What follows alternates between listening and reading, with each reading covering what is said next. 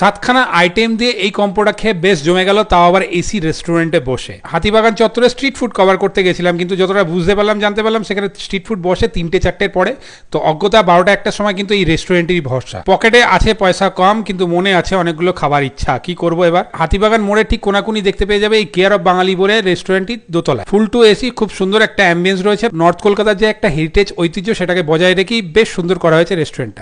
বাঙালিয়ানা তো রয়েছে, তার সাথে সাথে চাইনিজ, নর্থ ইন্ডিয়ান অনেক আইটেমই রয়েছে, বাট আমি তো খুঁজছি কম্বো যেখানে অল্প টাকা যাবে আর অনেকগুলো আইটেম খেতে পারবো আর কি। এটা হচ্ছে চাইনিজ টাইপ 2 কম্বো। এই কম্বোটা ছিল 2 piece momo, 2 piece drumstick, 2 piece fish finger, সাথে চিলি চিকেন, ছিল egg chicken fried rice, egg chicken noodles, আর সাথে কোল্ড ড্রিঙ্কস। প্রতিটা আইটেম কোয়ালিটি নিয়ে কোনো কথাই নেই, কোয়ান্টিটি সাফিসিয়েন্ট ফর 1%। ইভেন আমাকে প্যাক করে কিছুটা বাড়িতে আনতে হয়েছে। মোমো আর এই সাথে এই চাটনিটা জানি না কি দিয়ে বানিয়েছে, তুখর খেতে এই চাটনিটা, ভীষণ সুন্দর খেতে। ফিশ ফিঙ্গার, ড্রামস্টিক, প্রতিটা আইটেমই ভালো খেতে। এগ চিকেন ফ্রাইড রাইসের রাইসটা একটু কাঁচা থেকে গেছে, আর চিলি চিকেনটা